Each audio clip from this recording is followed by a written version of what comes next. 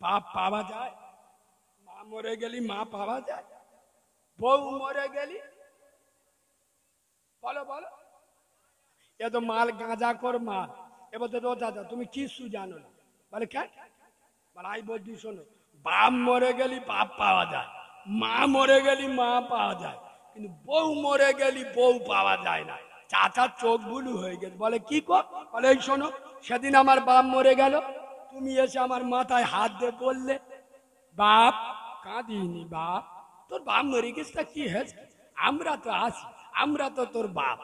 ও চাচা কিছুদিন পরে আমার মাটা মরে গেছে, গ্রামের বুড়ি বুড়ি মেয়েরা এসে আমার মাথায় হাত বুইলে সন্তুষ্ট করছে, এ বাপ কাঁদিনি বাপ, তোর মা মরে গেছে তা কি হয়েছে, আমরা তো বেঁচে আছি তোর মা। কিছুদিন আগে আমার বউ মরে গেছে। কি বলছি বুঝতে পেরেছে? বলবো বলবো, কিছুদিন আগে আমার বউ মরে গেছে, কই গ্রামের কোন ছানি এসে তো বললুনি ও ভাই তো তোমার কোনো চিন্তা নেই আমরা আসি। তার মানে এ গাঁজা কর কি বুঝতে পেরেছ? এই যুবক ছেলেরা, খোদার কসম, টাকা থাকলে অনেক বাপ তৈরি হবে, মা তৈরি হবে, অরিজিনাল বাম্মার বাস কিয়ামত পর্যন্ত পাবে না। খোদার কসম, হাজারো স্ত্রী হাজারো প্রেমিকা পার জুতোর নিচেই রেখে দেবে, মাকে মাথায় রাখবে, মদিনা মাথায় থাকবে। কোন মহিলা যদি বলে মাকে বাঁচো নইলে আমাকে বাঁচো, এ এখনকার অনেক মেয়েরা বিয়ে করে এসে এক সংসারে থাকতে চায়, কথা বলে না, এসে বলে নাই মার সাথে সংসার কর নাই আমার সাথে কর, এ হ্যাঁ আলাদা অতি চায় না, চায় না। এই যুবক ছেলেরা ইমানি উত্তর দেবে, আমার মা থাকবে, তোর যদি না ভাল লাগে কেটে বল, খোদার কসম এটা ইমানি উত্তর। আমি নবীর মেম্বারে বসে বলে যাচ্ছি, বউ 100 চলে গেলি 100টা ভালো বউ পাবে, মা চলে গেলে ও মার পাবি না। আমাকে জিজ্ঞেস করো, খোদার কসম, ঈদের দিন তোমরা নিকো পার্কে ঘুরতে যাও, ডায়মন্ডে বেড়াতে যাও, আমি কারিমুল্লাহ কোথায় যাই জানো? কবরস্থানে, আমার মার কবরের কাছে, আর হাত দুটো তুলে বলি আল্লাহ আজকের ঈদের দিন, ও আল্লাহ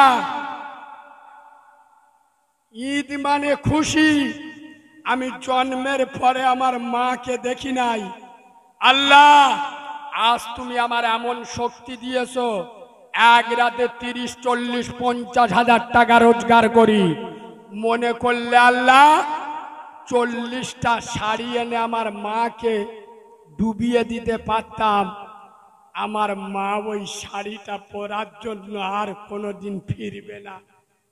আল্লাহ ওই আমার মার ভাঙা কবরটা পড়ে আছে, আমার মা মরে গেছে কত বছর বলুন তো, আমার বয়স যত বছর, যেদিন হই সেদিন মরে গেছে 27-28 বছর। আল্লাহ ওই কবরটা তুই নূর দিয়ে ভরে দিস, তোর নবী বলেছে অনাথদের দোয়া কবুল হয়। আজ আমি একজন রোজাদার হিসেবে ঈদের দিন দুটো হাত তুলে দোয়া করছি, এই যুবক ভাইরা, খোদার কসম, মা যেদিন চলে যাবে মা কারে বলে, বাপ যেদিন চলে যাবে বাপ কারে বলে, সেদিন বুঝবে আজ বেঁচে আছে মূল্যায়ন করতে পারছ না। খোদার কসম, বাপ হলো তোমার জন্য জিন্দা কাবা, মা হলো তোমার জন্য মদিনা। একবার দরুদ শরীফ আল্লাহুম্মা।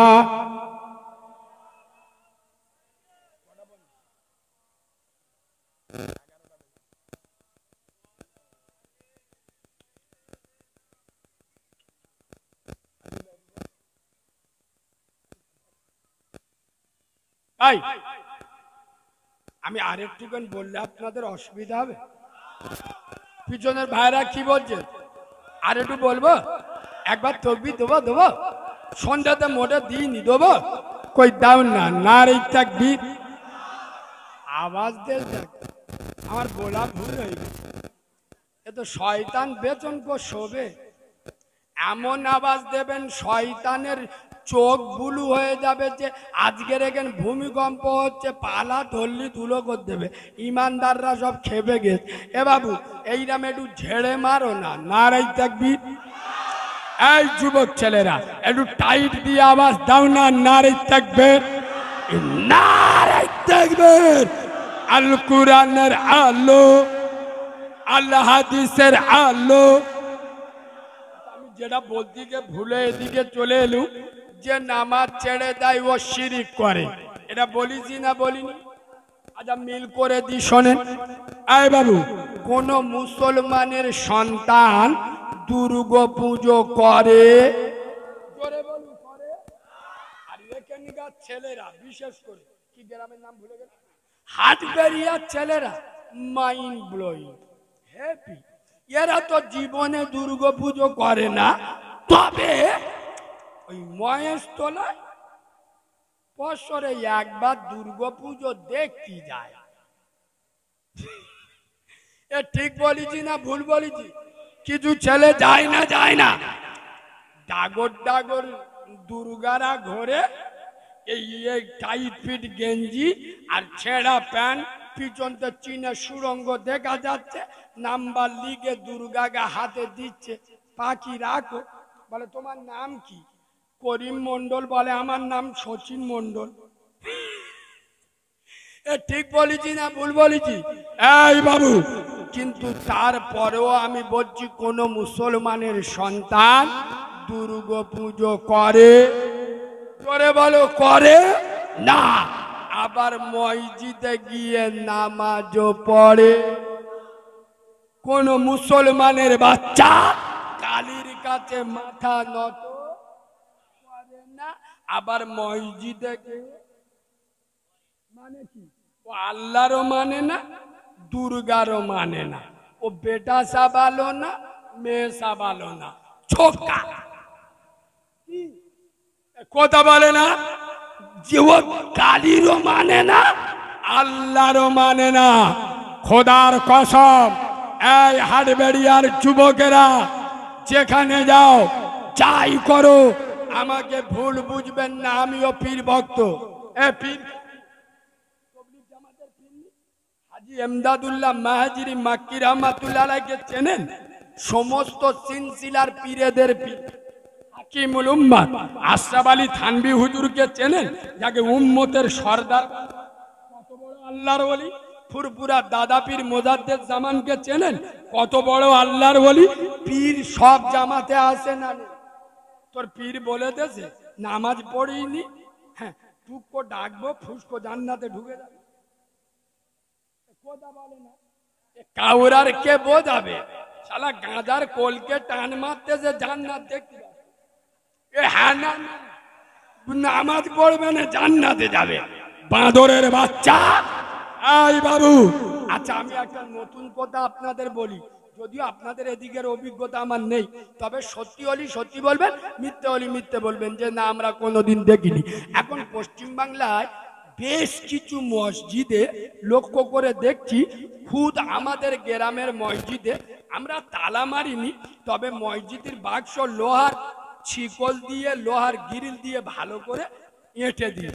এখন দেখবেন পশ্চিম বাংলায় কিছু মসজিদে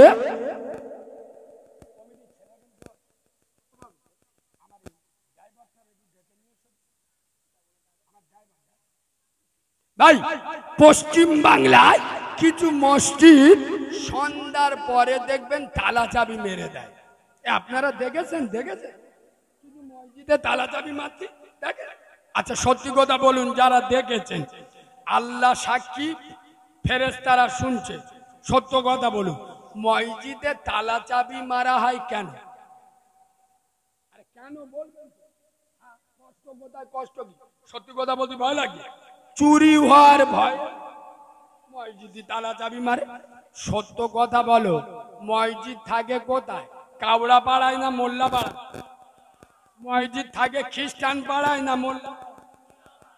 এই বাবু, সত্য কথা বুকে হাত দিয়ে বলো, মসজিদে তালা চাবি মারে কাউরা ছানার ভয়ে, খ্রিস্টানের বাচ্চার ভয়ে, না মুসলমানদের বাচ্চার ভয়ে? খোদার কসম, আল্লাহর ঘরে তালা মারতে হয় যাতে চুরি না হয়ে যায়। যে সমস্ত মুসলমানের ছানারা, মুসলমানের বাচ্চারা আল্লাহর ঘরে চুরি করতে গিয়ে হাত কাঁপে না, কলিজা নড়ে ওঠে না, এ জাতি মার খাবে না। পৃথিবীর কোন জাতি মার খাবে?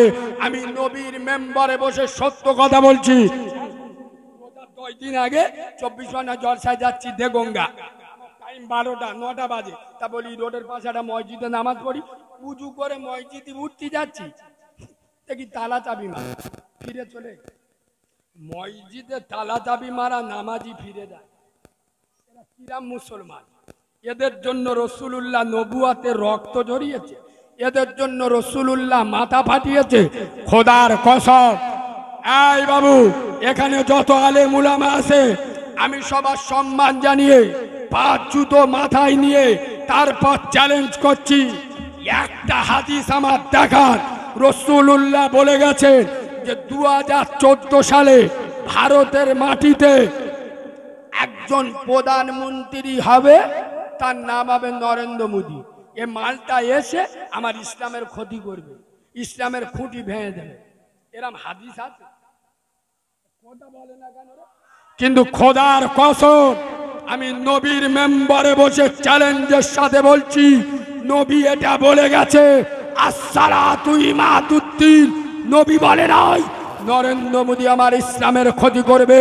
আরে নরেন্দ্র মোদীর বাপের ক্ষমতা নাই, যোগী আদিত্যনাথের 14 পুরুষের ক্ষমতা নাই, অমিত শাহ খালু আব্বার ক্ষমতা নাই, ইসলামকে ক্ষতি করবে।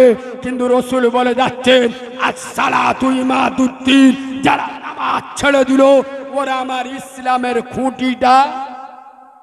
তুমি আমি মুসলিম নামের মুনাফিকের বাচ্চা নিজের হাতে প্রতিদিন 1 বার 2 বার নয় 5 বার ইসলামের খুঁটি ভেঙে দিয়ে বুকে হাত মেরে দাবি করছি উম্মতে মোহাম্মদী। এরা আবার বলতেছে এ বাবু বেলুনও বুঝতে পারতে ওয়াজ হচ্ছে। যে সংসারে নামাজ নাই ও সংসারে কোনো বরকত আছে? কথা বলে না আছে? এদের কাছে ওয়াজ কিরাম হলি ভালো জানো?